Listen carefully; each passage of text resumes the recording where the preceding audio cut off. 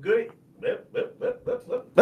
Good evening, everybody, and welcome into Sports Talk. Minus the open music tonight, because I leave town and the computers were sucking last week. I come back, and the computers are still sucking. You didn't fix that while I was The gone? computers are still on holiday.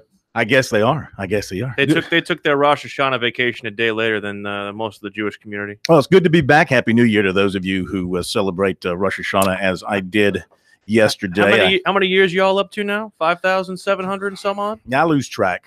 Once it gets past 5,500, Yeah. I let somebody else keep up with the count. There are people out there who do that for us, so I don't have to worry about it. Yeah. Anyway, it's good to be back. I do want to say a couple of things to kind of get caught up since I was not here last night. I thought it was very much appropriate that a man named Aaron led the Packers to a phenomenal victory on Rosh Hashanah night because, as it says in the good book, the old book, that Aaron shall lead you to the promised land. Pro always debates me on that, but he's not here. Pro's not here tonight to give me the biblical scholarly lecture. I was actually in a Hebrew scripture class 17 years ago today. That's good. Amazingly enough. And then, of course, we got a lot to do, of course, sports-wise tonight, but we do remember that it is 9/11 today, and we all, of course, feel sad about everything that occurred 17 years ago. But our job here is to focus on sports and make you feel good about things happening in the sports world, and that's what we will do moving forward. And Phil Kornblut, Will Pelagic here, and our phone number 800-956-7266. Our email talkback@sportstalksc.com, on Twitter @SportsTalkSC. It is a Talking Tuesday, which will include your phone calls. And you didn't get a chance to get through last night to share your thoughts about the weekend past. USC's loss, Clemson struggles, but win at Texas A&M. Feel free to join us for that tonight. I'll give you my quick synopsis on the Carolina game from my seat, which I was at on Saturday. And that is that, my goodness, I'm never going to sell Georgia short again. I'll tell you that. I was about to say, you were very high on the Gamecocks going into that game. And listen, I wasn't on an island alone. People a lot smarter than me nationally were saying the Gamecocks were going to beat Georgia. I was just doing it from the local provincial angle. Yeah. Well, and seeing them and listening to the coaches and the players and reading about them, it seemed like a very rational pick on my part. Well, the thing that surprised me is it seemed like the talent gap, which it looked like South Carolina had closed a little bit going into last year's game, and with last year's game, almost seemed like it widened into a huge chasm. Well, Georgia's offensive line was just outstanding. We knew their offense was going to be good. The thought was that South Carolina could do some damage against Georgia's defense because they had lost so many players. But Georgia's defense in the second half, when it needed to be really good, it was. Now, look, I'm not going to forget the fact that South Carolina put itself in an early 14-0 hole by not being able to catch the football and then not playing very good defense on Georgia's first offensive possession. All of a sudden, you're down 2 touchdowns. They could have caved, but they came back and scored 14-7. They intercepted Jake Fromm, had a chance to tie it up, did not take advantage of that, had another drive. They had to settle for a field goal. And then they had the big turning moment of the game. In all reality, it was the bad punt at the end of the first half. Georgia was probably just going to let the clock run out. They didn't even have anybody back to receive that punt, I don't believe. And he shanked the punt. It gave Georgia reasonably good field position. They were able to go down, get the field goal, get the ball to start the second half. And the Gamecock defense just totally lost whatever confidence it might have had in the first half by doing well in that second quarter. Totally dominated in the third quarter, and the game got out of hand then. 21 straight points in that third quarter for Georgia, put the Gamecocks away. So, they had some moments where it looked decent and it looked possible. And I thought for the most part, the offensive line in pass blocking mode did a nice job. They gave Bentley a pocket. They gave him time to throw, but nothing could go in the running game. And, to run the ball effectively, I believe, with my miniature football brain, you got to be committed to it. It's got to be something that's in your mindset, and that is, we're going to line up and run the dang football until it's a stone wall, and we're proven that we can't. They came out. Their philosophy was, their game plan was, let's throw the ball early and try and tire out the Georgia defensive front, which, I mean, as good as those guys are and as deep as they are, I guess, I'm not sure you could do that. Well, it's weird. Zach Willis, the coach yesterday on our program, said that, while it was meant to kind of put a trick on the Georgia defense, you don't trick the Georgia defense. You needed to at least show some segment of balance. And I think that's the problem that I think South Carolina is going to continue to run into. And I even asked him, I said, we had been sold this bill of goods about the offensive line being improved and them trying to turn things over from where they were under the previous coaching staff and kind of cycle out some bad apples and bad habits. And we were told that this group, at least the top six, was good. And according to Zach, he believes that that's not the case. He says that that their technique and what they have to use with their technique based on their diminished size is not necessarily conducive to blocking Georgia level defensive linemen. Yeah. I mean, I guess, you're asking them to step up in class and they just were not able to do so. So here you are, South Carolina now, and you got to move forward. You cannot allow this loss to let your season be ruined. No. You got to, first of all, you got to be very careful with this Marshall team. And the one thing that Will Muschamp said today in his Talking Tuesday comments, and he was, by the way, pointedly very brief. He was more brief than I think I've ever been in a press conference with him. We were in and out in 14 minutes. You mean like in just his answers, just the overall thing was brief? Both. Very short answers. Very short answers. You could tell that he was the mode from the entire team was that they flushed the Georgia loss. But I almost feel like they haven't flushed the ticked off feeling that they got from the Georgia loss. They are very primed to prepare for Marshall. Of course, you have the lingering thoughts about what's going on the coast, and a lot of questions came about that. As far as they say right now, they still want to play 7:30 Saturday night, but as we know, and as we've gotten more advisories in from the National Weather Service, the forecast, at least for the Palmetto State, is looking more and more precarious by the moment. Well, they need to play this game if they can, because it's a potential win at home. They've got to beat Marshall. Then you got to go beat Vanderbilt.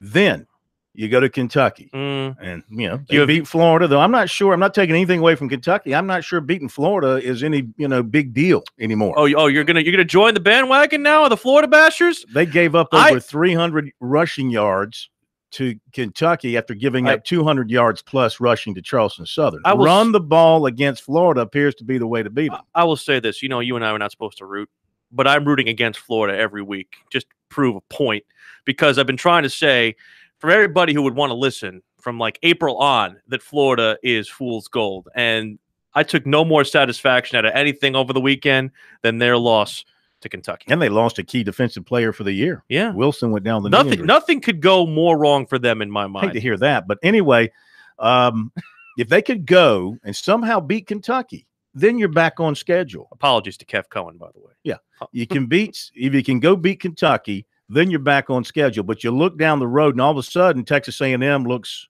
tougher. That game, after seeing what they did to Clemson, that game completely scares me now. And Ole Miss looks tough down there. Nothing's going to come easy for South Carolina. I think we knew that coming in. I know that people were saying this is a manageable schedule and a palatable schedule. I still don't think that it is as palatable as we thought it was going to be during the year. And now seeing these teams actually play, I mean, A&M looks formidable. Ole Miss looks formidable. Heck, Missouri has basically looked. Let's don't get crazy through the first 2 weeks. They've looked every bit the two of the best statistical games for Drew Lock, and you were the one who was trying to purport him up after that 5-game stretch he had last year against relative cupcakes, and they've looked very good. They beat a Wyoming team that basically drew one of their teams early in the season to the brink. All right. As for Clemson, I went up there for the press conference. We'll hear from Dabo Swinney. Of course, we're going to hear from Will Muschamp. You were at Texas A&M, so you saw it better than I did, that Clemson won, and they're not going to apologize for winning, but there were some areas of that team exposed by Texas A&M that they have got to deal with here, even though there's no one else left on their schedule right now that should scare them at all. I say it doesn't necessarily stand to reason that you feel very good about next week, and we'll talk about that more when we return here on Sports Talk.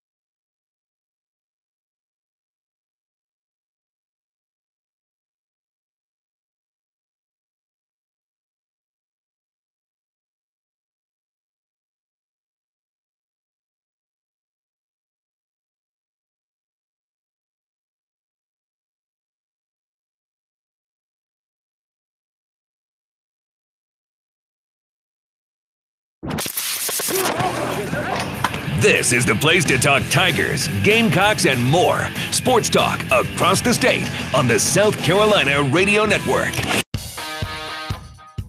We are Sports Talk, brought to you by Founders Federal Credit Union. Relax. At Founders Federal Credit Union, it's all about you when it comes to your financial needs. Founders always thinks member and takes pride in offering its members the most innovative. But relax. Join Founders.com to see if you qualify for membership. You wanted to get more into the Clemson game from Saturday. You mentioned the fact that there were some issues. I mean, I don't want to say we've seen this movie before, Corn, but it looked eerily like the game that took place in Central New York last year, especially when you look at the way Clemson's secondary performed against Kellen Mond in the second half. Yeah, he had his way against them, did he not? Mm-hmm. And a lot of concern about the play of the linebackers, trying to replace Darian O'Daniel. Is Trey Lamar getting it done? Is some of the other players that they've moved around getting it done back in the secondary? But, today, Dabo Swinney, and you'll hear from him a little bit later on, he still expressed confidence in his safeties, feels like they are a good group. Now, they're just doing some things basically wrong in terms of their discipline on the field. The thing now is the eyes. Where are the eyes? Are the eyes looking into the backfield? They're not where they're supposed to be. They're missing wide open receivers, things of that nature.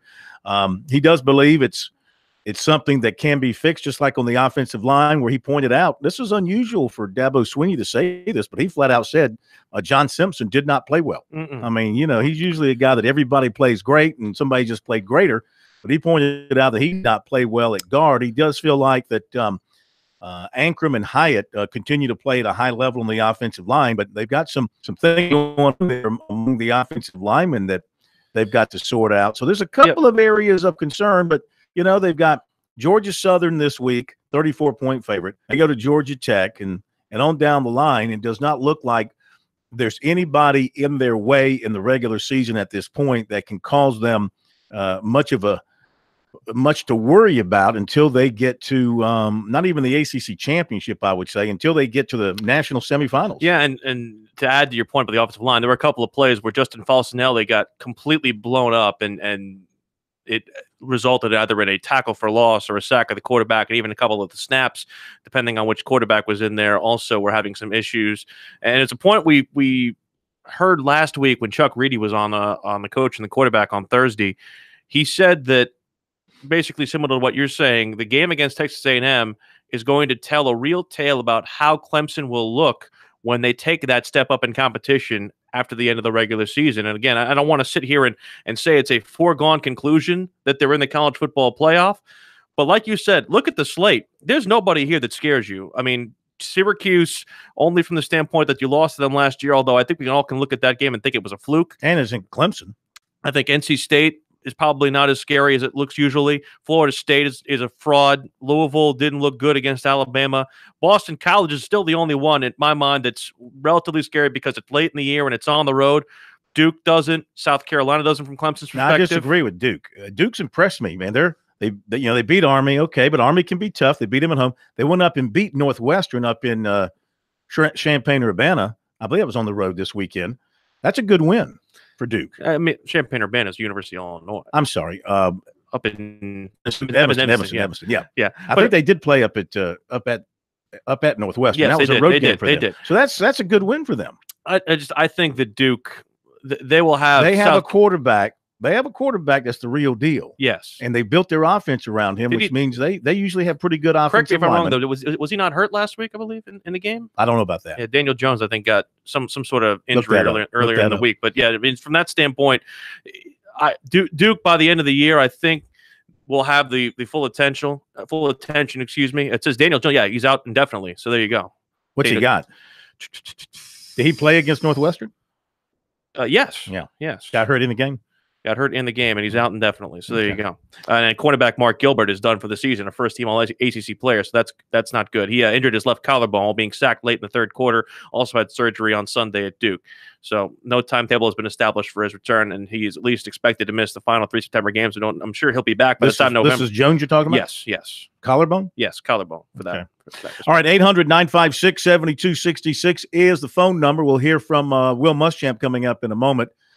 Glenn down in Charleston. Let's let's say hello to Glenn just in case he gets blown away by Florence. We don't want that to happen. So anybody see Glenn floating down the Ashley River, be sure to pick him out and take him home.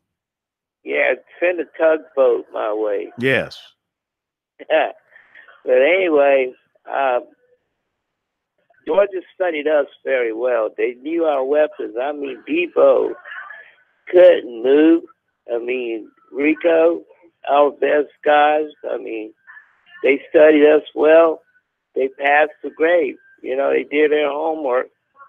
So I guess Georgia get an A, and then Brantley, he didn't do it. And then I guess they're going to have to go back to the old field and practice again, you know, start from scratch.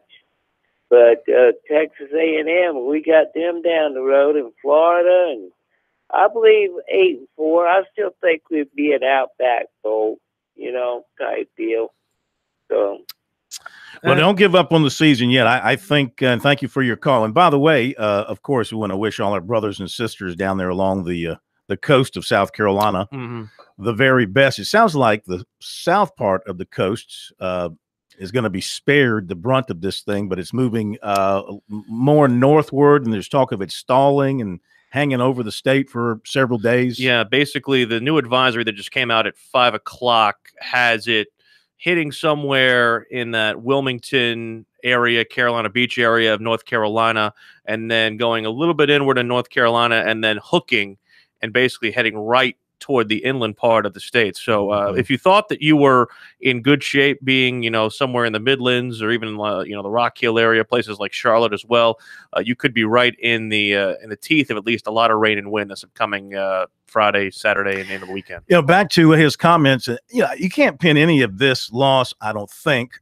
on Jake Bentley. No. The Gamecock quarterback. You know, they went in putting the game on his shoulders because they wanted to throw the ball, and he responded 30 of 47, 2 interceptions. One wasn't his fault, 269 yards. There were 6 drops.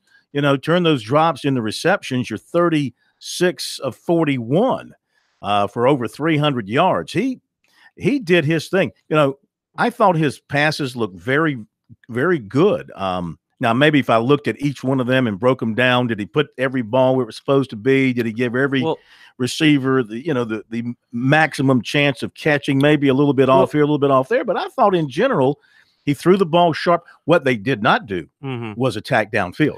Well, the longest completion before he threw the late 44-yarder to Edwards, which was, you know, just a garbage time. Yeah, was 18 yards. So it seems to me if you wanted to kind of back Georgia up and maybe give yourself a chance to run the football, you would have attacked deep to try to spread that defense a little bit. 2 things. If you're going to throw long, what do you have to have? Protection. You don't have that with Georgia, or at least they didn't feel confident enough in their protection schemes against Georgia to be able to trust Bentley to take a 7-step drop. So I can understand why they didn't do that there.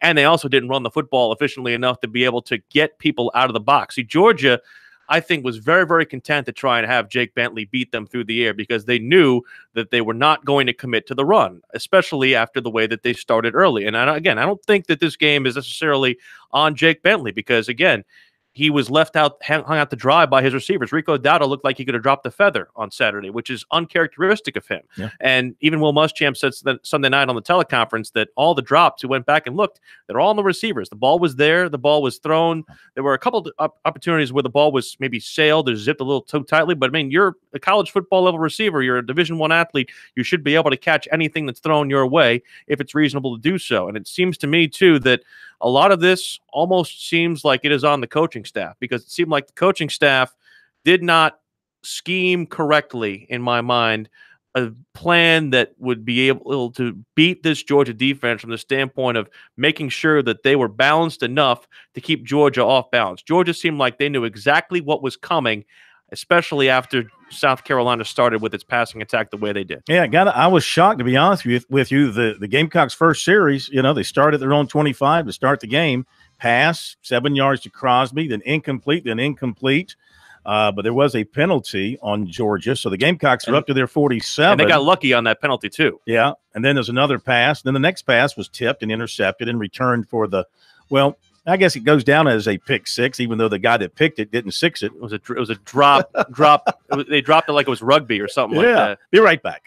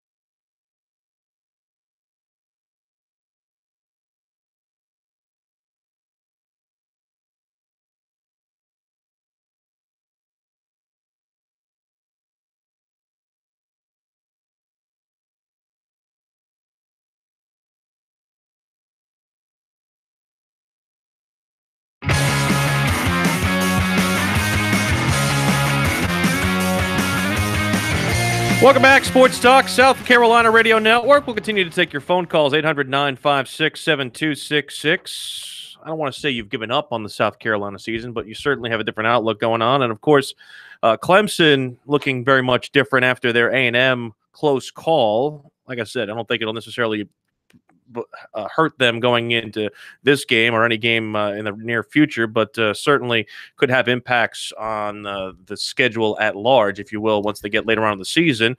You obviously have the Hurricane Florence situation upcoming. Florence.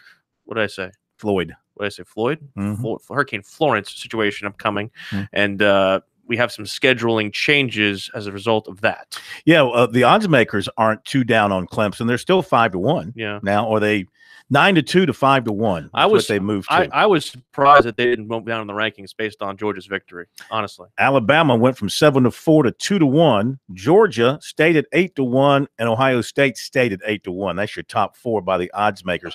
Yeah, some things happening with the football schedule. Citadel and Charleston scheduled for Saturday has been postponed. Southern. Citadel and Charleston Southern. Not College of Charleston. We'll continue to correct each other as the show goes on here because we need correction.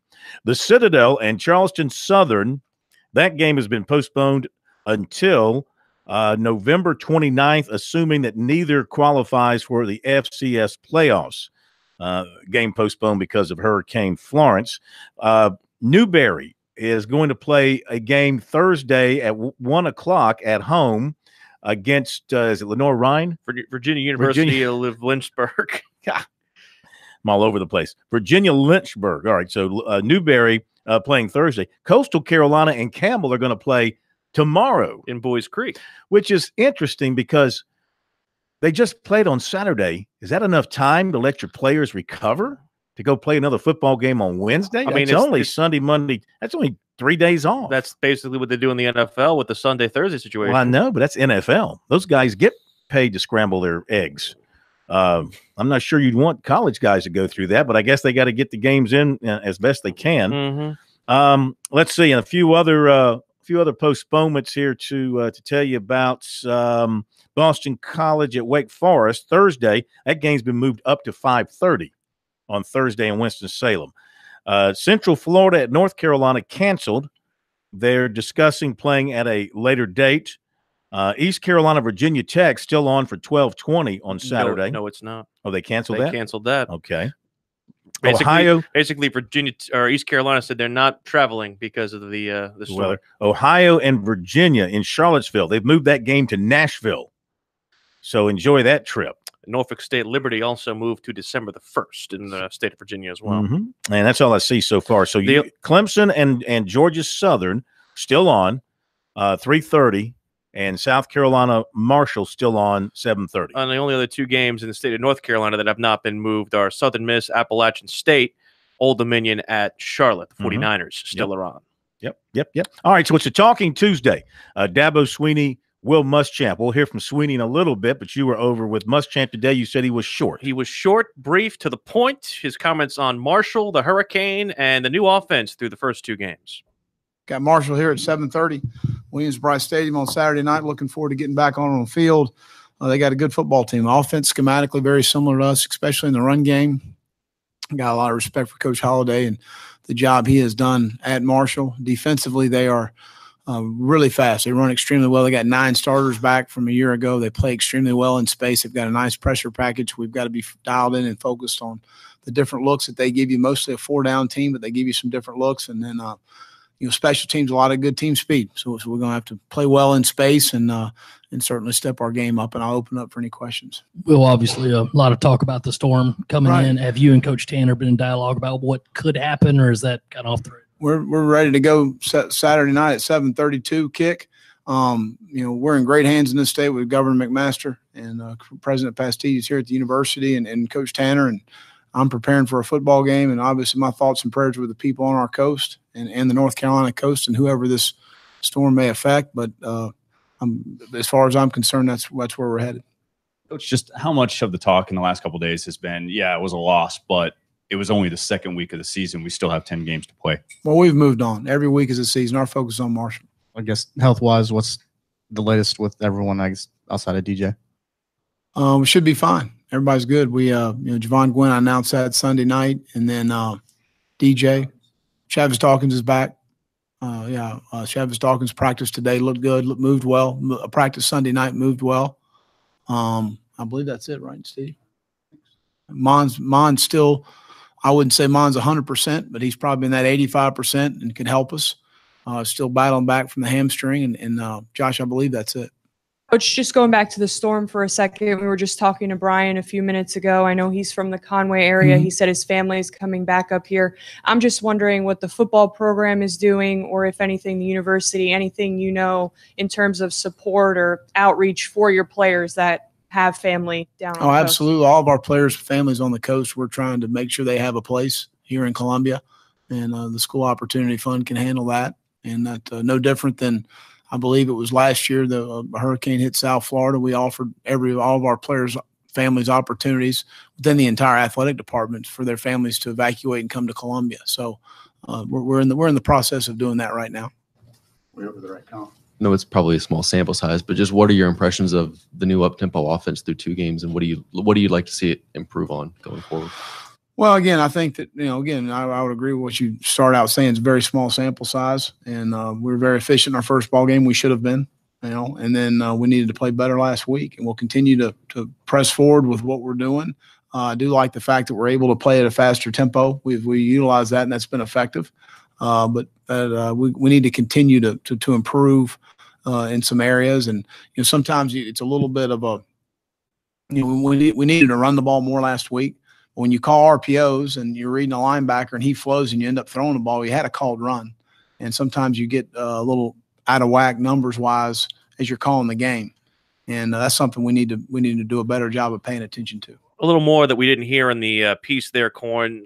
Marshall does plan on traveling Friday by plane if they can do so, but they have mobilized some buses in case they want to go that route instead, and that any call on the game is above Muschamp said. That is a Ray Tanner and above decision. Yeah, and you got to factor in, as what happened 2 years ago, a couple of years ago when they moved the game to LSU when they had all the flooding in Columbia. More than the university comes into play. You got to deal, and one of the main reasons they moved it to LSU is because all of the emergency services around Columbia were tied up dealing with emergencies around Columbia. Part of the reason why I'm surprised they haven't made a call on this game, because it's a similar situation. You're going to have people, you have people already mobilized trying to evacuate people off the coast. These are the same kinds of people who'd be helping out with traffic flow and emergency services stuff, things that are not necessarily seen by those of us who go to games, but things that happen logistically behind the scenes.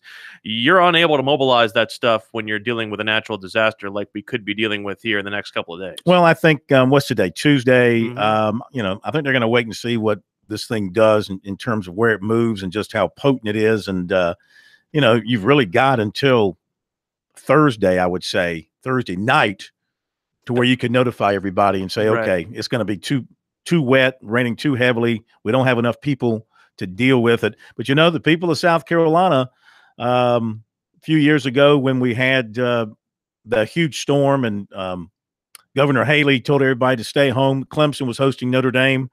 Don't go up there, she said. It's too risky. 82,000 sitting in the rain in the monsoon watching Clemson, Notre Dame. Didn't give a damn. And, the Marshall, South Carolina game obviously is not going to, even in the best of conditions, because USC lost to Georgia, is not going to draw a packed house Saturday night in Columbia. Though to me, that's the best time to watch in Columbia is at night on a Saturday. It's still only going to draw probably 60,000 or so under the best weather conditions. But South Carolina needs to play this game because it's a potential win. They need to get back on the victory side of the column. This is a Marshall team that, they beat Miami by 7. They beat Eastern Kentucky by 16. So they really haven't been tested yet. You really don't know what kind of team they have based on their schedule at this point. But I'm telling you, it's not a walkover. If South Carolina has its heads hanging down and the players are feeling sorry for themselves, they're going to look up and be in a fourth quarter game. We'll come back. We'll hear from Dabo Sweeney, his opening comments on Georgia Southern, and his talk about some of the recruiting trails in South Georgia as well.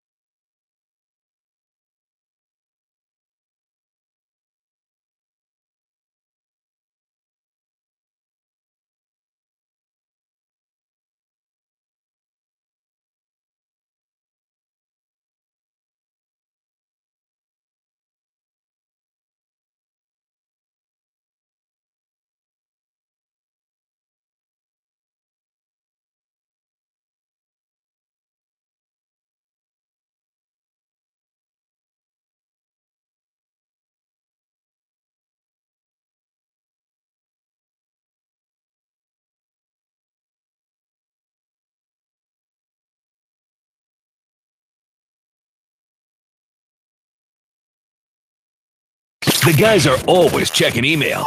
Send your comments or questions to talkback@sportstalksc.com. Now, more of Sports Talk from Columbia's Main Street. Welcome back. Sports Talk, South Carolina Radio Network. You can find us on Periscope at SportsTalkSC, on Twitter as well as SportsTalkSC.com. That you can find not only our Periscope feed, but our YouTube feed. No shortage of ways to get a hold of us. TuneIn Radio and the radio.com app for any of our 30 stations across the state. You can also use our flagship affiliate, 100.7 The Point. They are the one that does not preempt us for any reason. They carry us from 6 until 8, and you can find them online at thepointradio.com. Unless they're carrying a Citadel football game, which never happens when we're on the ordinarily. Well, they did have one on Thursday night. A couple years ago. Yeah, but that's okay. We make exceptions for that. All right, coming up, we've got recruiting here on Sports Talk in just a little bit. 800-956-7266, the number if you want to jump on board. It is a Talking Tuesday. We're hearing from the coaches.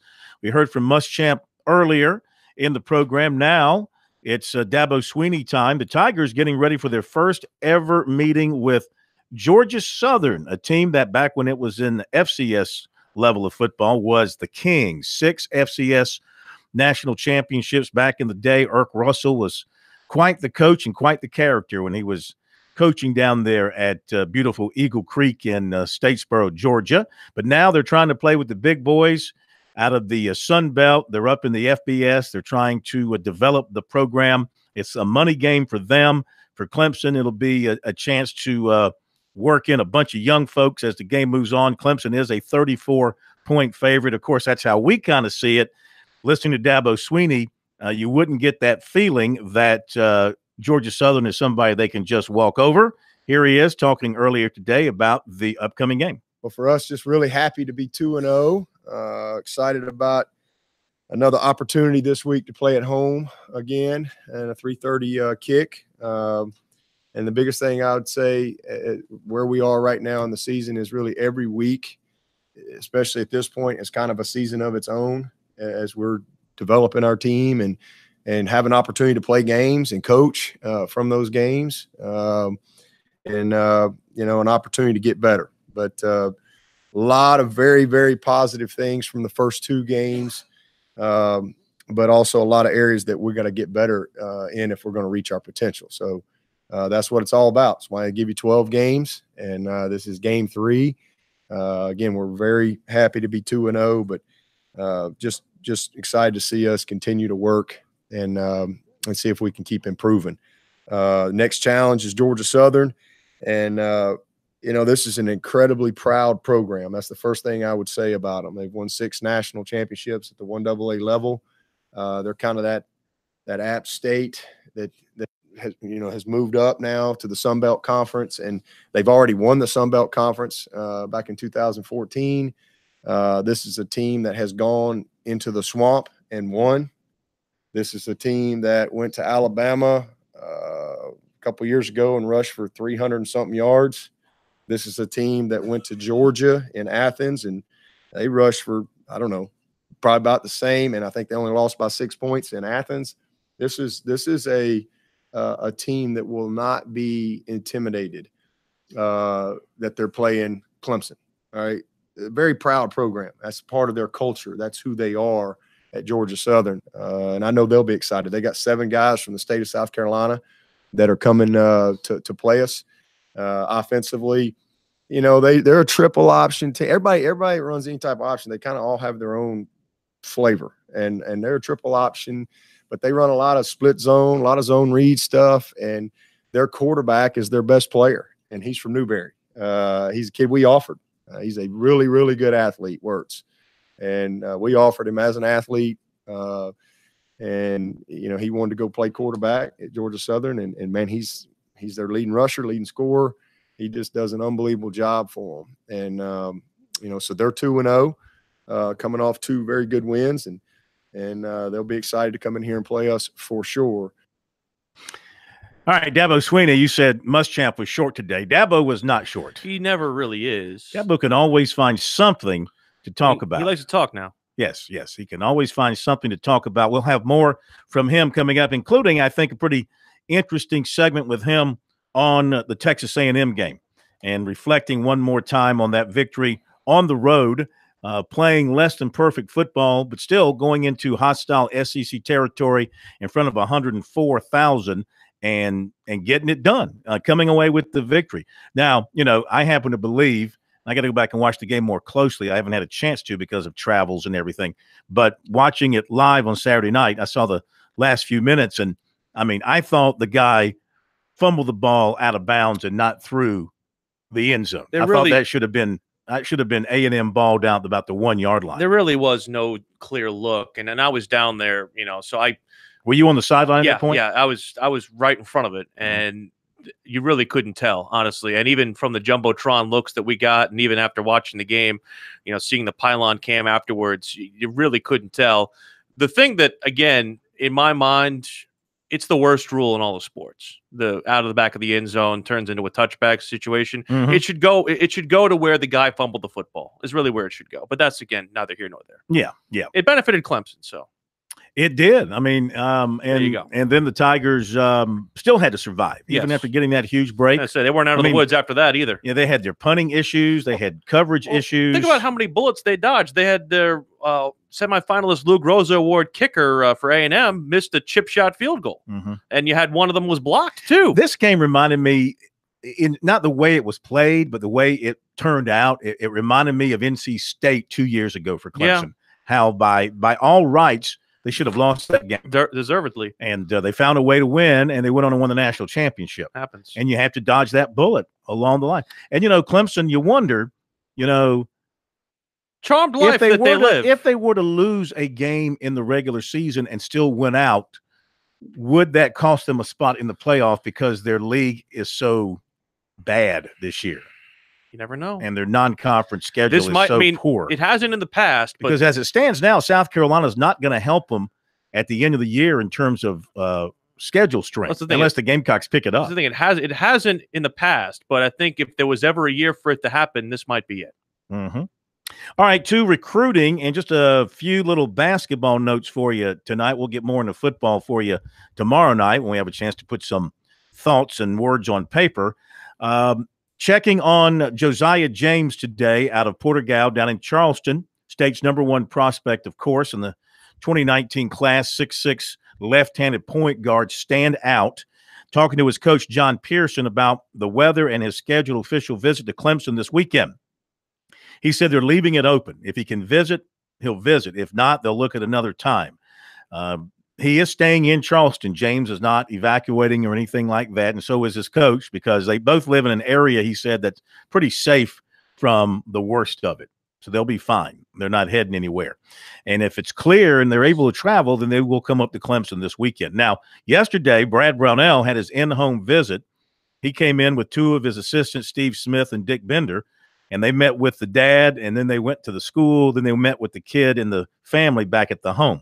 So they got that in. Duke was supposed to be in today or tomorrow, but they're not coming until next week now because you can't get to Charleston with I-26 all turned around. So that's been postponed. So he had his first official visit this past weekend at Tennessee. Pearson was with him on that visit, said it went very, very well. Rick Barnes, he said, did a great job, and the staff did a great job showing him everything and showing him how he would play and showing him how he would be developed and showing him how he could get to the NBA. So he loved the visit. Besides Clemson, of course, he's going to visit Duke September 27th. 2020 6'8" PJ Hall of Dorman will take an unofficial to Clemson on Saturday. He and his teammate, 2020 point guard Miles Tate, were at USC this past Saturday. 6'1" Trey Jackson of Blythewood had an in-home yesterday with Iowa State. He'll visit Florida Gulf Coast this weekend and Iowa State the next weekend. He's been to Murray State and Winthrop. He has a USC offer, but the Gamecocks have not been in yet for their in-home visit. 6'11" Malcolm Wilson of Ridgeview was scheduled for an official at Georgetown this weekend, but he said due to the storm, he'll have to reschedule. No date has been set.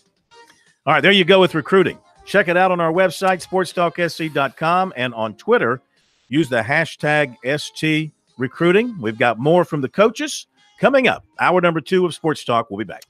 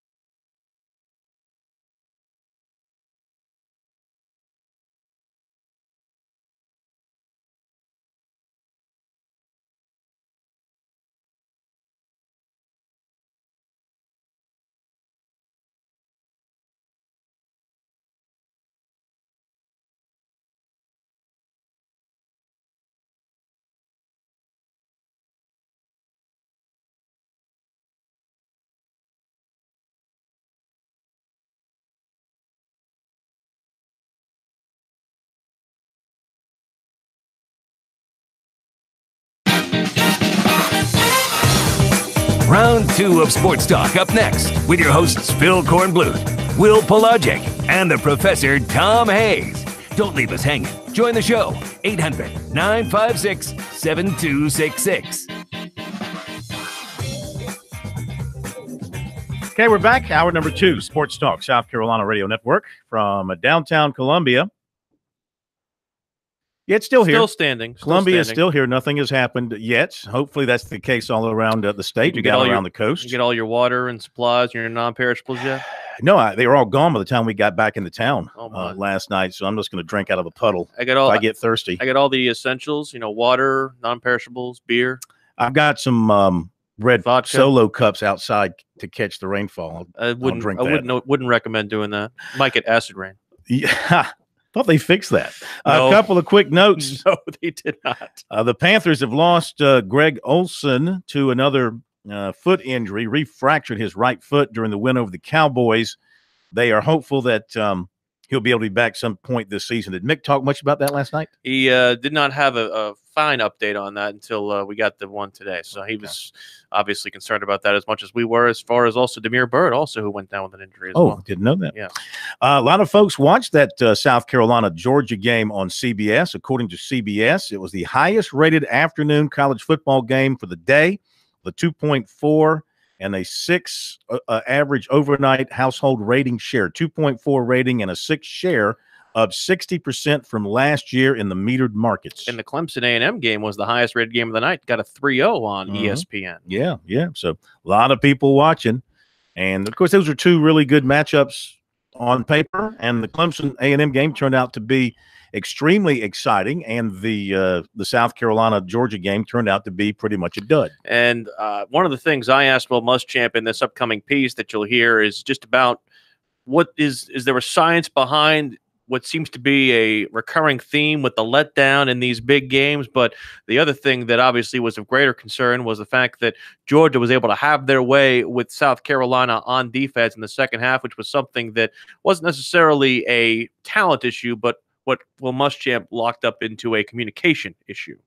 Against Georgia, the 26-yard run on their sideline in the third quarter, we had a bust. We had a miscommunication. I mean, some of the issues were functionally within aligning right. And that's the most frustrating part. The first thing you got to do as a coach is look in the mirror and say, are we doing too much? So we had a lot of mental errors. So that's number one. So we scaled back, and we carried what we normally carry in about every game. But obviously with this bunch, you can't do that because every team is different. So with this bunch, we've really scaled back going into this game because we obviously had way too many mistakes. So we'll continue to improve, hopefully letting them play faster and reacting instead of thinking. Will, after the game, TJ Brunson talked about that this week's probably going to have a lot of tackling drills. What have you guys been doing so far? And has it kind of been going back to square one, at least with defensively trying to just be able to tackle? Well, we did miss some tackles, but normally that happens against good people. At the end of the day, we didn't communicate very well, which puts you in position to not make the tackle. So to me, it was more of a communication issue, an urgency to a line issue as much as anything else. And we didn't practice any different than we normally do. We did a lot more good on good work because there's a lot of carryover between what Marshall does and what we do.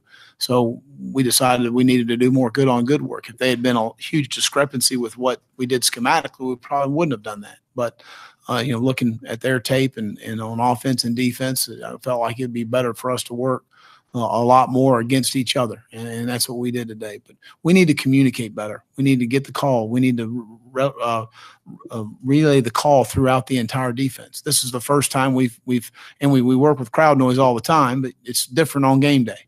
And the first time we've been in a situation, and our crowd was awesome.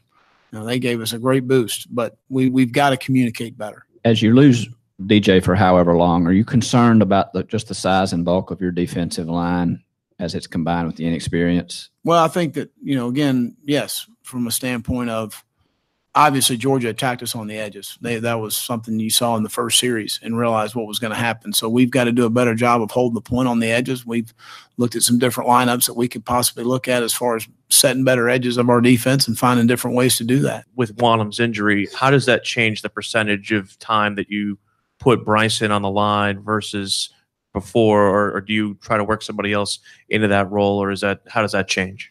Well, it'll increase Bryson's percentage of playing the buck position.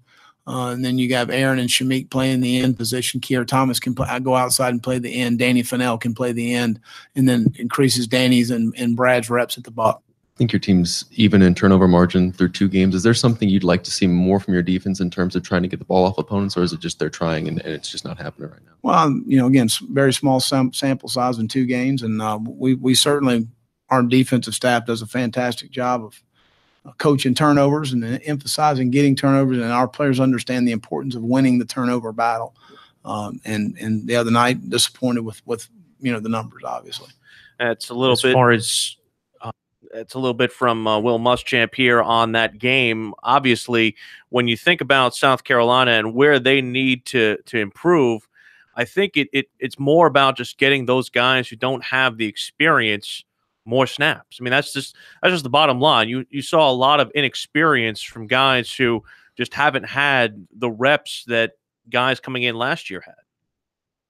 Well, yeah, I mean, I guess so. I guess in time they'll get more experience and they'll have a better feel for what they're doing. You go back and look at what the defense did against Georgia, and I mean, I expected more. I mean, count me among the stupid.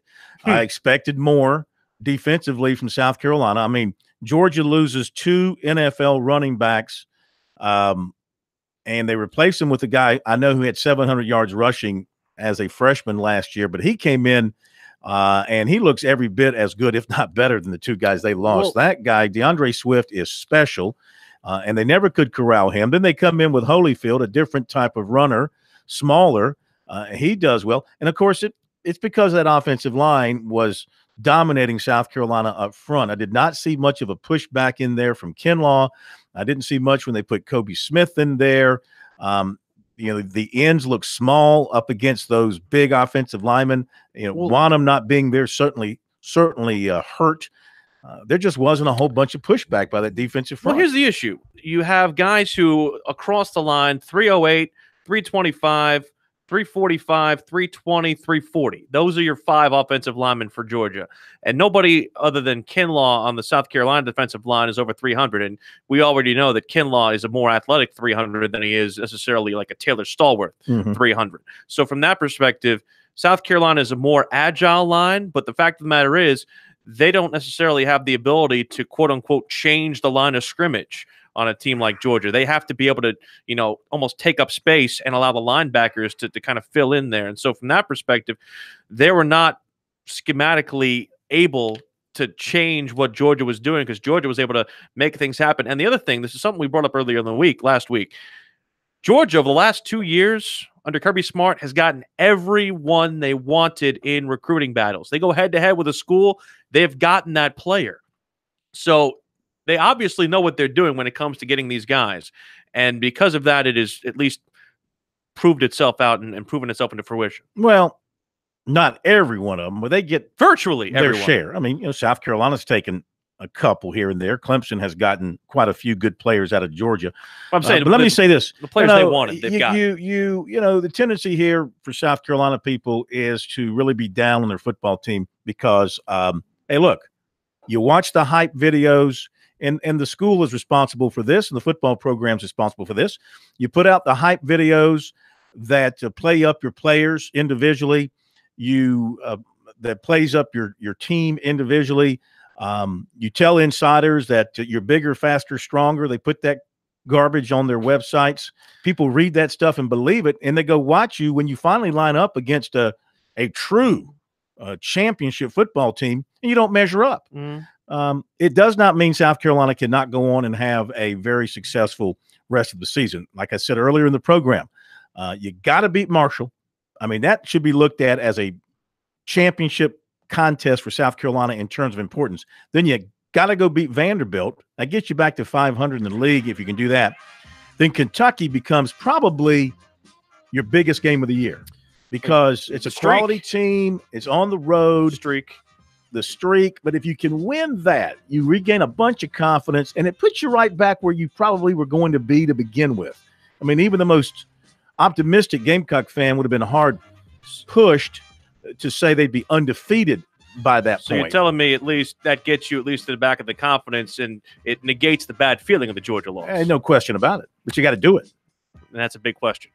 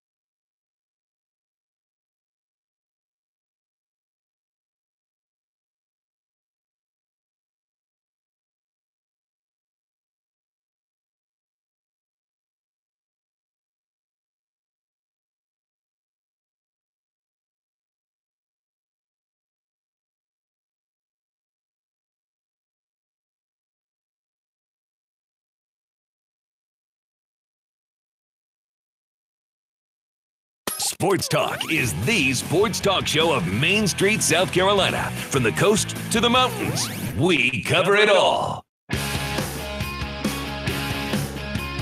Other than former Citadel voice Danny Reed, who's now the voice down there at Georgia Southern, because they are playing up your Dabo Sweeney comments on Georgia Southern. They're excited. 421 retweets, 562 likes. This is more.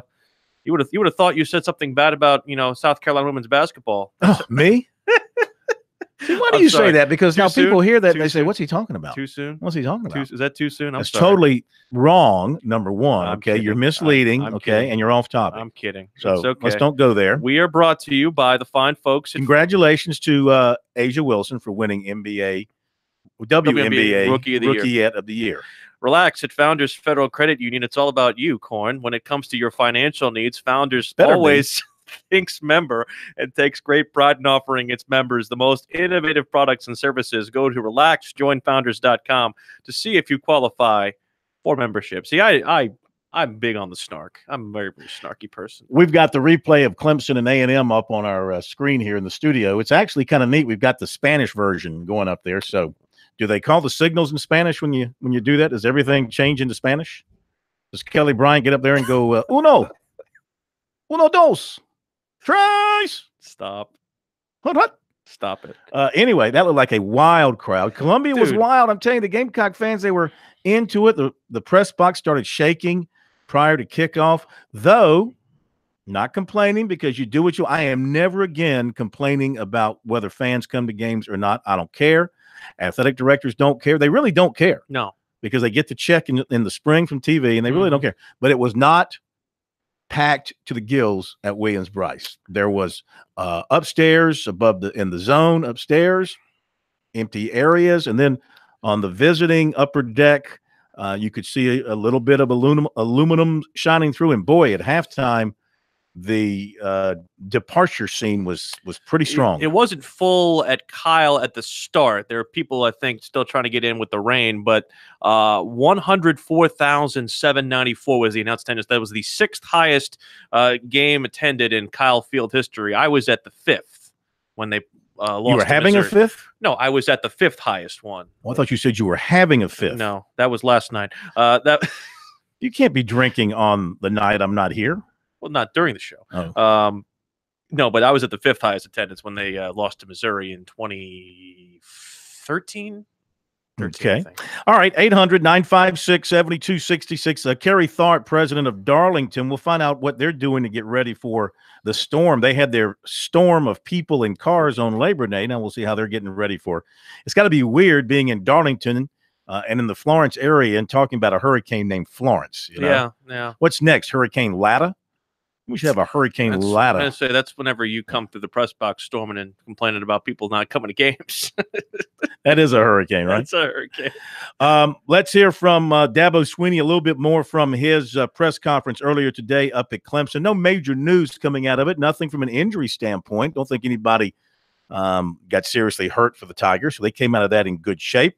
And looking ahead to Georgia Southern, of course, and he spent a lot of time, as you heard earlier, talking about the Eagles. However, he was asked about the Texas A&M game again and the performance, and the question was about areas of concern here and there, and he gave this final reflective couple of thoughts about the win on the road in the SEC at Texas A&M. We'll get better. That's why you play those games. I mean, hey, I wish I could tell you we go to College Station and look like the national championship version of Clemson at game 15, but that didn't happen. By the way, when the Aggie Warham plays, the press box will shake. Please do not be alarmed. Whenever they do the Aggie Warham, when they go side to side with a million mistakes, it shakes. We didn't turn it over. They warn people. They we said, didn't by have the a bunch way, of it will start procedural shaking. issues. We fought. The effort of our team was awesome. I mean, I'm telling you, I can't overstate that enough. Just how hard our guys fought, and people have no idea what type of mental toughness it takes to overcome adversity on the road, and when all the momentum's going against you, to be able to just look it right in the eye and just keep fighting, and to just play the next play. I mean, I'm just really proud of our team for where we are right now. We made way too many mistakes, but we're going to improve that game right there. That's why we schedule those games. You know, we could have played Mary Poppins last week, and all right, we smash them, and we're 2-0, and everybody feels so good, and you know, but we went to College Station, and we played a team that had more 4 and 5 stars than us. Just go do the roster. Really talented team, and we really had one half of football to look at. That's really all we had. The rest of it, you know, I mean, it was a tough game to get ready for. And that quarterback, man, and I knew he was going to be. I told our staff, I said, boys, y'all better get ready because they're destroying Northwestern State, and he's running a lead option, and he's 20 yards down the field, just diving, throwing his body. I'm like, this guy is not going to be an easy out. I'm just telling you. And he wasn't. Man, and we had him sacked probably 3 or 4 more times. And then they made some unbelievable play. Now we oh my Lord. I mean, we got guys running wide open. We're busted. We're supposed to be middle field coverage. He's down in the box. We're supposed to be playing man to man. We don't play man to man. We did some stupid stuff. All right. But the effort of our team was phenomenal. Phenomenal. The will to win. You can't, man, if you could bottle that up, man, it's unbelievable. So I'm really proud of that. And then they made some unbelievable plays. I mean, Isaiah Simmons, I mean, he's got a guy sacked dead to rights, but he goes inside shoulder instead of upfield shoulder, and the guy spins out and makes an unbelievable play in the end zone. We got tip balls, and guys are making touchdowns. I mean, that's ball. But the busted stuff we got to fix. But the effort, if we can get that effort week in and week out, we've got a chance to be a really good team. You know, we had a winning – we played winning football. We did not play championship football last week. And we've got to improve if we're going to end up having being a team that can achieve the next goal. And that's win a division championship. That's what's next for us. So I love how our team has come back to work this week. The clear eyes and ownership of mistakes made and what we got to do. And same thing as coaches. I mean, shoot, man. I mean, we got to do a better job. It's all of us. We all made mistakes in the ball game, and we all got to get better together. All right, Dabo Sweeney, fact check time. You know, he made a comment in that segment about A&M having more 4 and 5 stars. I'm anxious. Than Clemson does. So, of course, that leads you to want to look that up. So I went back and looked at the 24/7 composite rankings going back to 2015. Well, you know how much you love that. Well, yeah, I have. It's all I've got to look at. Yeah. 15, 16, 17, 18. So in 15, Clemson was ranked 9th in their final ranking. A&M was ranked 11th. Clemson had, these are combined 4 and 5 stars. Clemson had 13, A&M had 12. Pretty much a wash. Yeah. 16, Clemson was 11th, A&M was 18th. You add these up as we go along. Clemson had 12, and A&M had 8 4 and 5 stars. Okay, so Clemson still has more. It's 25-20. Gotcha. In 2017, Clemson was ranked 16th, A&M was ranked 13th, but Clemson had 10 4 and 5 stars. A&M had 8. Clemson still has more by about 7. It's 35-28. Very good math. And 2018 class. Yeah, we added Missouri. It's okay. 2018 class, Clemson was 7th, and A&M was 17th, but Clemson had 12 4 and 5 stars. And A&M had 13. So they were one. So they're still ahead by 6. Yeah, overall for those classes, 6. Clemson had 6 more. 6 more. Yeah, 4 and 5 stars, and they're ranked. So you're saying Dabo lied? Are you questioning his character? I'm saying, yeah, he lied. I mean, are you questioning his character? He was factually wrong. He didn't lie. I think a lie would be too strong. He just was factually wrong. He fibbed. A lie would be something that was premeditated. And I just think that Dabo would you say he exaggerated? Being now, did he hyperbolic? I'll give you this. He did not deliberately lie. Sports Talk is the I guess you're right. if there is such a thing, I guess there is. He didn't. That was the line from Ohio State, was it not? Yes, it was. He did not deliberately lie. The thing is, I mean, look, Dabo doesn't need to make his team look like it is inferior to another team from a recruiting standpoint when we all know good and well that Clemson pretty much out-recruits everybody in the country right now. It's hard to make that argument. It just stands to reason that Dabo is a master motivator. That's just what he is. NASCAR talk next.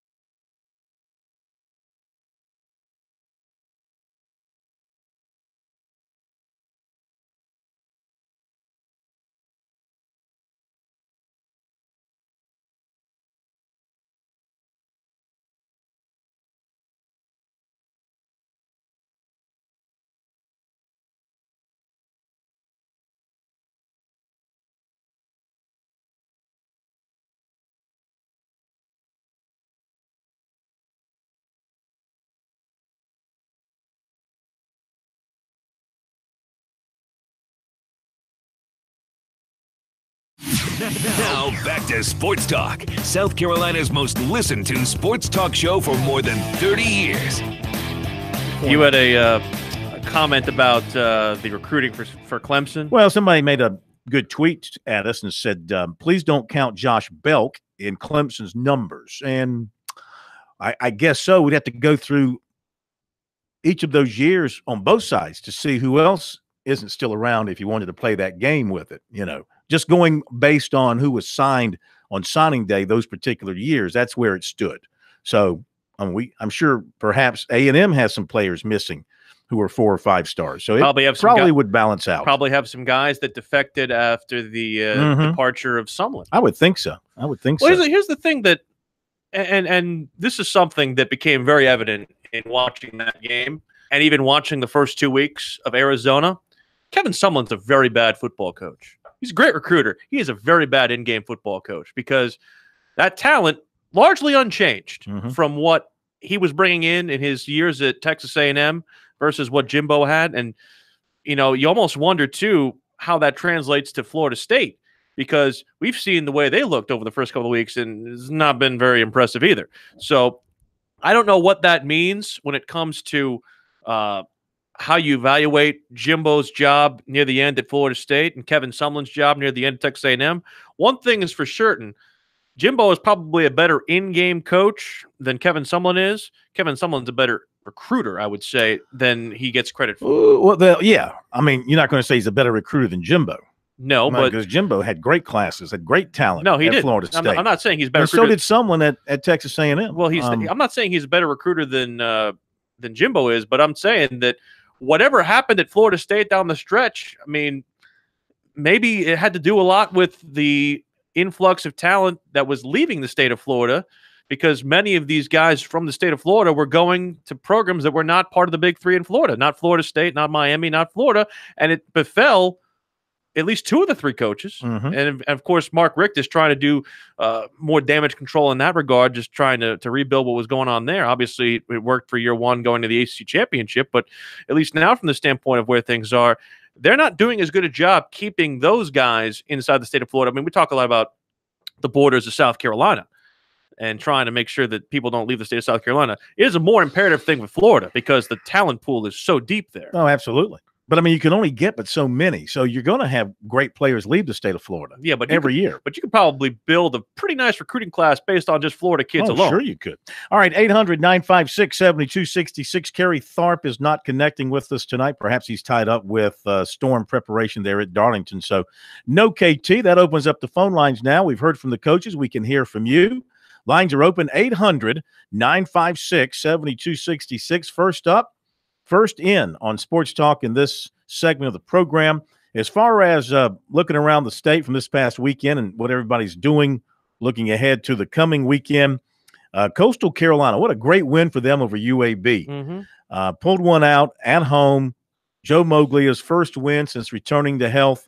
That was big. And now they go and play Campbell, a game that they're having to move from home. They're moving it to Bowie's Creek, and they're going to be playing tomorrow afternoon. That'll be kind of neat, I guess.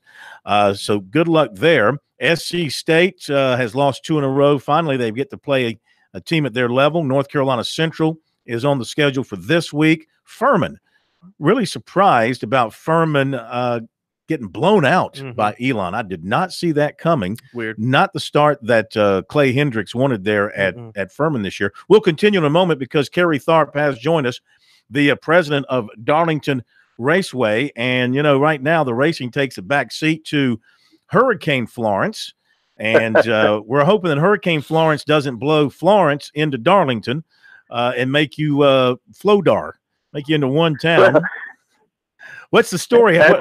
What are you guys doing? That's exactly right, Phil. That's where I was at. I apologize. I was outside here at my house doing some hurricane preparation, and lo and behold, my phone went off. I said, I better go call Phil Kornblut and Will. But, yeah, you know, we're doing everything that we possibly can to prepare our racetrack, taking down all the banners and all the flags and everything that, you know, could possibly get caught up in the wind, and securing all the equipment that we have in and around the grandstands and inside the garage areas. So it's definitely definitely got us on high alert. That's for sure. Well, those beautiful brand new seats with the backs and the big cup holders, those are bolted down pretty solid, aren't they? Yes, sir. We went through and made sure every one of those are bolted down. It's just, you know, you get a lot of rain. You know, we've got some generators and so forth to pump out the tunnel because we wouldn't want that to get flooded. But, you know, of course, all the campgrounds. I went around today actually and looked at every one of our campgrounds and trying to decide which ones could take the most water. But it's a situation that, like I said, it's got our attention, undivided attention, as it does this entire state and region. So, you know, you never know what these hurricanes are going to do. We're just hoping and praying for the best, but we're doing everything we can to make sure that our racetrack is in the best shape that it can be before the storm does hit. Yeah, KT, to that end, I know that I saw something on the Weather Channel earlier today that Charlotte Motor Speedway is opening up its campgrounds for evacuees. Is there something similar in the works for Darlington, or are you just too much in the path of the kind of uncertainty to be able to offer that for folks? Well, that's a great thing you brought up there, Will. You know, we've discussed it some. We discussed it a little bit this afternoon amongst some of the other tracks. I believe Atlanta Motor Speedway is also doing some of the something similar. So we're going to probably kind of take it and look at it maybe over the next 24 hours and evaluate where the storm likely may hit. Because the last thing, obviously, that you want to do is house all of these people and get the brunt of the storm. That that wouldn't be good for anybody. So. Correct. But that's something that we certainly would be open to should the situation arise and where it would be, safe for all of those that would want to seek haven here. All right. Well, let's hope everything goes well and the old lady there holds up well. I'm sure she will. She's been through this before. So now we move on to the playoffs. And, of course, I guess now you really got to pay attention to Brad Keselowski because back-to-back wins for him. He won. How about that? He wins at NASCAR's oldest super speedway, and then he goes and wins at one of the world's oldest speedways at Indianapolis. So, I mean, he likes those old tracks, I guess. He really does, Phil, and that's two huge wins for both Brad and also Team Penske. I think it'd been some 40-some years before since Team Penske had won at Darlington, and then it was the first time they had ever won in a NASCAR stock car in the Cup Series at Indianapolis. So congratulations to them. And, he's winning at two iconic tracks, two iconic races. I would say that Darlington is like Wrigley Field and Indianapolis might be like Yankee Stadium. And so that's pretty cool for them to win those two races and certainly gives them a lot of momentum heading into the playoffs this week at Las Vegas. And we have the 16 that are set for the playoffs. 50 points separate the 16 drivers. Kyle Busch at the top, Kevin Harvick, Martin Truex, Brad Keselowski, Clint Boyer are your top five. How do you handicap the playoffs as we turn our attention to this weekend in Las Vegas? Well, Will, I think that Kyle Busch and Kevin Harvick have risen to the cream of the crop. I think Martin Truex is back there as a third highest performer in my book. And I think Brad Keselowski, what he's done here the last few weeks, you'd have to put him in the fourth slot there. But I'd say there's 5-6 drivers that I think you're going to have to contend with. I think Clint Boyer's got some good opportunities at some of the tracks coming up, as does Kurt Busch. But Kyle Larson is a guy that's been knocking on the door all year. All you got to do is get hot at the right time. So it'll be interesting to see how this plays out. The one that really has me kind of keeping an eye on is that Roval course. It's the third race, the cutoff race in the first segment of the playoffs. I think that'll be very, very interesting. But when they go to Las Vegas this weekend, I'd still say you better go through Martin Truex Jr., Kevin Harvick, and Kyle Busch. And then Keselowski's won out there before, too. So I'd say those four right now look to be the top ones. All right, let me ask you real quick, 20 seconds. Jimmy Johnson's done nothing this year, but he makes the playoffs. Do you think he wins a race here in the playoffs and moves forward? Well, Phil, I would hope that he would. I'm a big Jimmy Johnson fan, but he's going to have to get a lot faster on that racetrack if they're going to try to get to victory lane. Okay, man. Hey, we'll let you get back to prep. Thank you for joining us. Be safe, and we'll talk to you next week. Okay, thanks, guys. Appreciate it. KT brings up a good point, that Charlotte road course that is a little bit of a new wrinkle for this year's playoffs. Well, new road course and having a road course in the playoffs, a double wrinkle. All kind of like your face, a double wrinkle. Not right.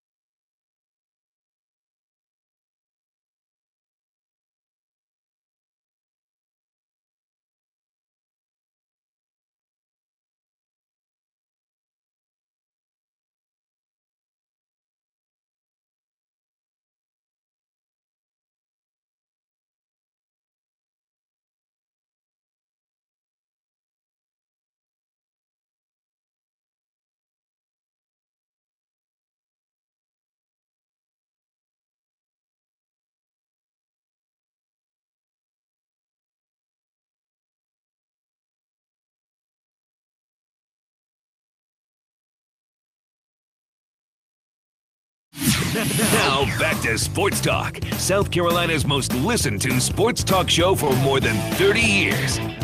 I love that we're educating you on the 21st century way of doing things. Tell you what, every day is a different lesson. Well, you just mastered Uber this year, and now we're trying to get you on Venmo. Uber, I've done really well with Uber here of late. Well, is there Uber in Columbia? Does anybody in Columbia Uber? I Uber all the time. I mean, the big cities, Uber is like, they're everywhere. You don't have to wait. I Uber all the time. But don't you have to wait a while in Columbia? Not here. Huh? I usually get rides around 3 to 4 minutes. I wait. Oh, okay. Hey, I want to get back to the state schedule from this past weekend. Thanks to Kerry Tharp for being with us. So we were talking about Furman. Yeah, disappointing 0-2. Well, of course, they're going to lose to Clemson, but I think they expected to play better at Elon. Citadel, Heartbreak City. Again. Doesn't help. Close loss to Wofford. Overtime loss to Chattanooga. Charleston Southern game's been postponed, so they'll be open this week. Wofford 2-0 and looking dang good. And they got to go to Wyoming. Can they beat Wyoming? Just lost to Missouri. Yeah. Wyoming did. So you know that they're. Here's the thing: they were in a game with somebody during week 1 or week 2. They were in the game with Washington State. They were messing around with Washington State. Then Washington State ended up pulling away. I'm not saying Wofford can beat Wyoming. That's a tough trip, middle of nowhere, Northwest. They have a quarterback who's actually they're very, very high on, this Vanderwall kid. I'm not saying Wofford can't win, but you know Wofford gave South Carolina a run last year. Playing very well in their first 2 games, 2-0. Let's see, Charleston Southern, of course, they were off this past weekend. They're going to be off this coming weekend. By the way, Dabo said that the folks at Charleston Southern contacted them about coming up and practicing at Clemson. Well, they're going to have to figure out something because of the whole evacuation scene. Yeah, but they have no game this week. I don't know if that changes that or not. Presbyterian lost at Austin Peay to open their season. Newberry, another tough. They have played 2 really good games on the road. They have nothing to show for it. A reminder, they're going to play against Virginia Lynchburg now on Thursday at 1 o'clock at Setzler Field. Yes. I might go to that if it's not pouring down rain. Benedict was a winner at Johnson C. Smith to even its record at 1-1. And North Greenville lost to Lenore-Rhine 1-1. Allen was a loser to Livingston 0-2. And Limestone lost at West Georgia and is 0-2. This week, let's see, Limestone goes to Tusculum. Allen plays at Brevard. Mississippi College comes to North Greenville. Benedict goes to Fayetteville State if those games are still on.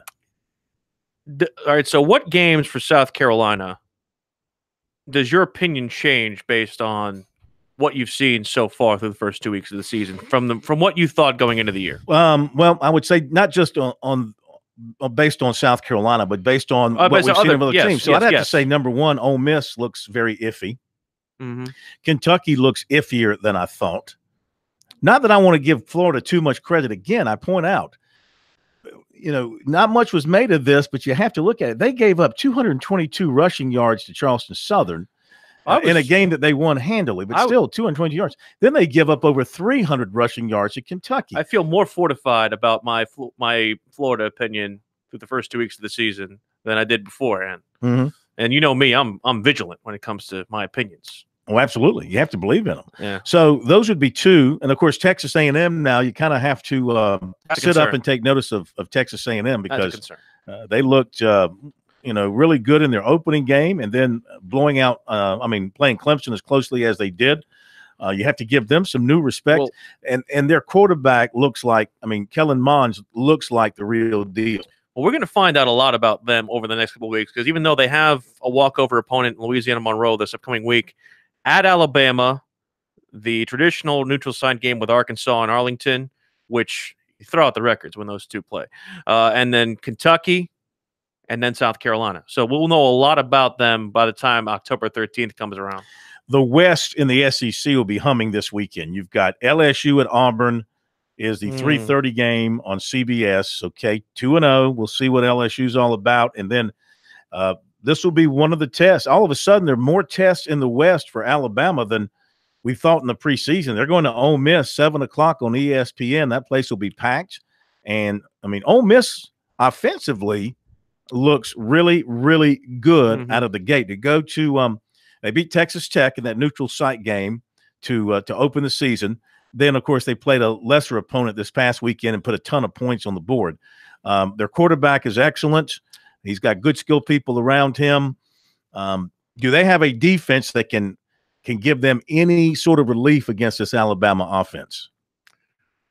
You know, it's difficult to look at this because, again, it's just Alabama just seems so head and shoulders ahead of everybody, especially when they're using Tua. And again, it's a limited sample size. You know, they've a game against Louisville, which you really can't draw a lot from, and then the Arkansas State game, which you really can't draw anything from. It'd be very curious to see how they go up against a legit opponent at Ole Miss. It's always a tough place. It's a weird atmosphere. It's a weird atmosphere. Yeah, interesting little stretch here for Alabama. Not that anybody's going to beat them, but they've got a road game at Ole Miss, tough.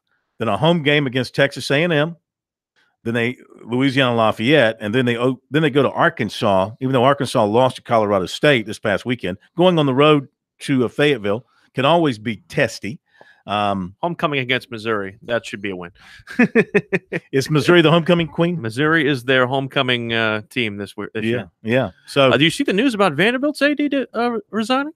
I did not. What's the story? He is basically David Williams. Yes, he is resigning. Well, he's not really an AD. They don't have an AD per se. They don't have an athletic department per se. It's all under the heading of the president's office. Yeah, and he's vice chancellor, basically. Yeah, exactly. He's going to stay in the position, basically to make sure that the transition to the person who will hold his post after him is going to. And it's nothing nefarious with him. It's just it's old age, desire to do something else. And, old age. What's old age? I know you're age neutral. So I am age neutral. He's People been there. who think that way, I'm very disappointed. He's been there 18 years, so it's not like he's done his time. I would say. You look around the ACC this weekend. Boston College at Wake Forest could be kind of a fun little game. BC, some people think, kind of a sleeper in the East, not to surpass Clemson, but to be kind of a pain in the backside. I'm never picking Georgia Tech in another football game as long as I live. Never. Did you don't tell me. They cost me so many times. Well, the other thing about Boston College Wake Forest, the fact that it's been moved up, maybe brings a little bit of a different wrinkle to that game as well. Let's see if Duke beats Baylor. Duke will go to 3-0. That's on the road.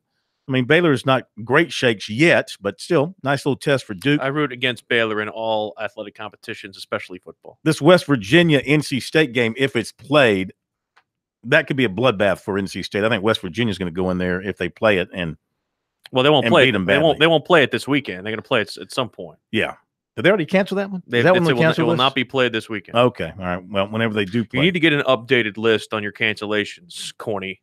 Have you got an updated list? I have right in front of me. Southern Miss at Appalachian State, Old Dominion, and Charlotte are the only ones in the state of North Carolina that have not been canceled at this point. Oh, we went over that earlier in the game. Yeah, I didn't remember. Earlier in the show. I didn't remember that. Anything happening in the state of Virginia has already been moved, and the only things that are in the state of South Carolina that have not been moved are the South Carolina and Clemson home contests, which, again, I'm not sitting here and telling Ray Tanner what to do, but after looking at the latest forecast, again, it's hard to envision, number one, you drawing a very large crowd, and number two, finding yourself in a situation where you're going to have the full complement of your emergency personnel and logistic personnel able to work, especially if the forecast goes the way they're saying it's going now. Well, it's a difficult situation. If it's just rain, I mean, I can't see them postponing it if it's just rain. But it's not just rain. It's wind. If it's going to be heavy wind and all that kind of stuff. But, I mean, I've seen them play in heavy rain before. And, can the teams find a common open date where they could make it up if they had to? That's got to be considered. I don't know what they're if they have a common open date. You're getting it. And this is a gate for South Carolina. You don't want to miss that if at all possible. And it's a potential win that South Carolina could very much use if they can get it. Presumably, they will have an open date on the 1st of December. Well, if they don't go to the SEC championship. But you can't plan on that right now. I mean, if you're South Carolina, you can't say, "Yeah, we'll play December 1st because we know we're not going to Atlanta." You can play it if you need to go to a bowl game. That would be a defeatist attitude. I'm saying if you're going to know if you need it for a bowl game, that's when you play that game if you need to. Yeah, once you're eliminated from SEC championship consideration. Which some think they already are, and probably are. They probably are. Have a great night. We'll see you tomorrow.